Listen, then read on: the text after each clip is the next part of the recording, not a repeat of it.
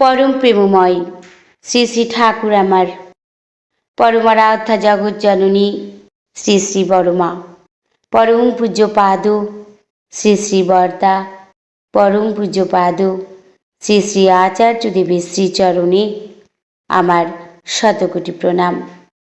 আমি শ্যামলী দেবনাথ, শ্যামার পরিবার চ্যানেলের সকল ভাই ও বোনেদের জানাই জয়গুরু ও ভালোবাসা। আমি শুরু করছি ইষ্ট প্রসঙ্গ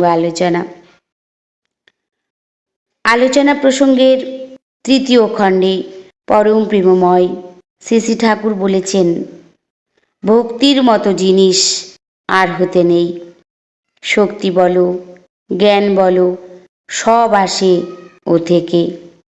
শ্রেয়কে আশ্রয় করে যে আন্তরিক টান, তাকেই বলে ভক্তি। সন্তানের পিতৃভক্তি, মাতৃভক্তি, স্ত্রীর স্বামী ভক্তি, শিষ্যের গুরুভক্তি, এর কোনোটাই ফেলনা জিনিস নয়। ভক্তির কোঠায় যে একবার পা দিয়েছে, সেই তরে যাওয়ার পথে উঠেছে। রামচন্দ্র স্বয়ং ভগবান, তিনি তার সারাটা জীবন দিয়ে দেখালেন পিতৃভক্তি কাকে বলে। যে অক্ষরে অক্ষরে পিতৃ আদেশ পালনের জন্য ঠায় দাঁড়িয়ে মরতে পারে, নিজের প্রাণটাকে পর্যন্ত তুচ্ছ করতে পারে, তার ভেতরে কতখানি নিষ্ঠার জোর তা একবার ভেবে দেখতে হবে। একাগ্র নিষ্ঠায় মানুষ অসম্ভবকে সম্ভব করতে পারে।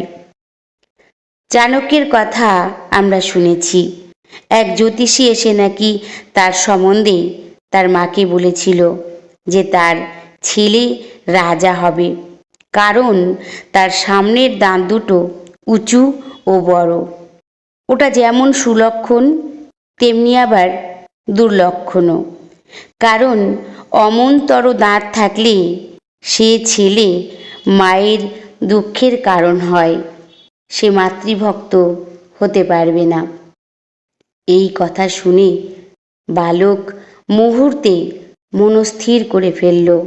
ভাবল, দাঁত দুটো থাকলে যদি রাজা হতে হয়, আর রাজা হলে যদি মাকে ভুলতে হয়, মায়ের কষ্টের কারণ হতে হয়, মাতৃভক্তি থেকে চ্যুত হতে হয়, তবে কাজ নেই সে রাজত্ব দিয়ে, ওর রাজলক্ষণবাহী দাঁত দিয়ে। সে চোখের নিমেষে একটি নোড়া দিয়ে নিজের দাঁত দুটো ভেঙে ফেলল। দর দর করে রক্ত পড়তে লাগলো। মা হতবম্ব হয়ে গেলেন। এ হেন ছেলে যে মায়ের খুশির জন্য হাসি মুখে যে কোনো কষ্ট ও ত্যাগ স্বীকার করতে পারে। আর শ্রী শ্রী ঠাকুরের মাতৃভক্তি, ঠাকুর বলেছেন, আমাকে যদি কেউ বিশেষ মর্যাদা সুযোগ কিছু বলতো, আমার কিছুই মনে হতো না। তবে ভাবতাম মা যেন শোনেন, মাকে তাক লাগিয়ে দেওয়া, এই ছিল আমার ব্যবসা। এই ছাড়া আমার কোনো ব্যবসা আমি জীবনে করিনি। তিনি বলতেন, সারা দুনিয়া আমার প্রশংসা করুক, তাতে আমার কিচ্ছু যায় আসে না, আমি কেয়ার করি না। মার খুশি ছাড়া কিছুতেই যেন খুশি বোধ করতে পারতেন না তিনি। পরম প্রেমময় শ্রী শ্রী ঠাকুর ছত্রপতি শিবাজির কথা বলেছেন। তার কথায়, শিবাজি রামদাসের শিষ্য, লেখাপড়া জানে না, বেপরোয়া যুবক, কিন্তু রামদাসের প্রতি ছিল তার হাড় ভাঙা টান।